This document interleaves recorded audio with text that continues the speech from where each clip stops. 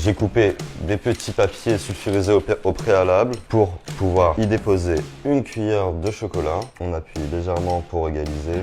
On donne une forme légèrement ovalisée. Une fois qu'on a nos 5 ronds avec un peigne classique, je viens tirer pour donner comme la forme d'une feuille et puis avec mon doigt, je vais faire la silhouette d'une feuille. De l'intérieur vers le haut. Pour donner du volume à nos feuilles, j'ai choisi des rouleaux de tailles différentes pour donner une courbure originale. Et là, on peut faire partir au frigo. Alors, on a affleuré notre plan de travail, un bâton de feuilletage artisanal que vous pouvez commander à la boulangerie en bas de chez vous et on donne une bonne forme de rectangle. On pose notre papier sulfu par-dessus. Je coupe en suivant mon papier. On enlève qui a été rogné. Je repose mon sulfu sur ma plaque. Et là, pour ne pas abîmer mon feuilletage, je vais enrouler la pâte feuilletée tout autour pour pouvoir le déposer sur ma plaque. Et pour piquer plus vite, on récupère notre peigne. J'ai répété l'opération une deuxième fois. On va mettre des feuilles sulfu sur l'une et l'autre. On va emprisonner notre feuilletage avec des plaques pour donner du poids pour que ça développe régulièrement. Et on enfourne à 180 degrés. 5 minutes avant la fin de cuisson de nos feuilletages, on les sort. Et là, je préchauffe mon four au maximum. Je retire mes plaques du dessus. Et là, avec une tassette de sucre glace, je viens saupoudrer bien partout uniformément. Donc là, four au max, plein gaz. Pendant ce temps, on va faire notre crème pâtissière. Donc là, je blanchis mes jaunes d'œufs avec le sucre. On mélange fermement. On ajoute 2 gousses de vanille. L'excédent de graines que je n'ai pas pu avoir, je le mets dans le lait. 1 litre de lait qu'on peut mettre à bouillir. Je peux ajouter ma maïzena. Et là, on mélange délicatement. Notre lait est bien chaud. Je peux retirer les gousses de vanille. Et là, je vais verser une partie du lait sur mon mélange. Et là, je verse en filet dans ma casserole. Et on arrêtera à la texture souhaitée. Dès qu'on voit des bulles, c'est que c'est bon. On va la mettre à refroidir sur une plaque que j'ai filmée au préalable. On étale bien uniformément que le froid prenne partout et je refilme sur le dessus pour pas que ça sèche. Maintenant, on passe à la ganache. Je mets ma crème à bouillir. Une fois que notre crème a bouilli, on la verse sur notre chocolat.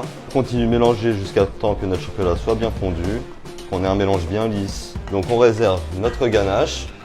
Ma crème pâtissière est bien froide, je la défilme, je prends 2 tiers, on va l'enrouler pour la récupérer. Une ici et la deuxième dans le grand cul de poule. Là, je vais pouvoir ajouter ma ganache dans notre premier mélange et on mélange. On passe à la crème vanille. Poche de congélation, on va les garnir avec nos 2 crèmes. On rassemble la masse dans un coin, on chasse un peu l'air et hop. Donc voilà, on a nos 2 crèmes, on les met de côté. On va passer à la chantilly. La crème est bien montée, on la met en poche et là, on est prêt pour le montage de notre millefeuille. On réserve notre chantilly au frigo et on va passer au dessin des crèmes pâtissières. Je vais venir dessiner des spirales sur une feuille sulfurisée. On continue comme une cible et là, pour les coins, on fait des petites bandes comme ça.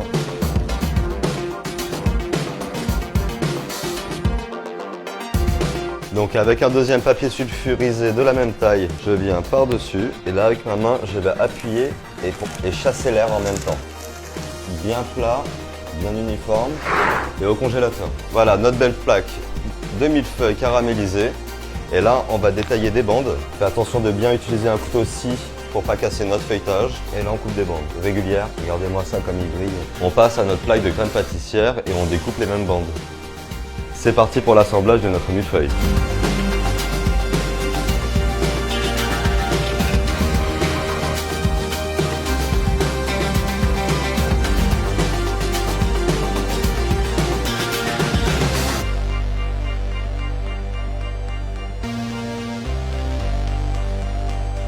Pour le caramel, j'ai mis mon eau dans le fond de ma casserole, le sucre qu'on met par-dessus, comme ça on n'a pas besoin de mélanger.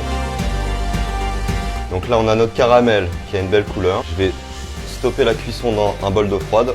Je mets du caramel comme des cheveux d'ange pour coller tout notre millefeuille ensemble, en bloc. Voilà, des beaux filets. Hop. Et pour finir, il repart au congèle. Donc notre millefeuille est sorti du congèle, est bien bloqué. On va le retourner. Hop là. Hop là. On récupère nos motifs, on va le mettre debout et on va rogner juste un petit millimètre pour avoir quelque chose de vraiment net. Donc avec le restant de notre chantilly, on va faire une petite déco sur le côté de notre assiette pour habiller un petit peu. Et nos feuilles en chocolat qui sortent du frigo, ça se démoule tout seul. On les met un petit peu dans le sens qu'on veut.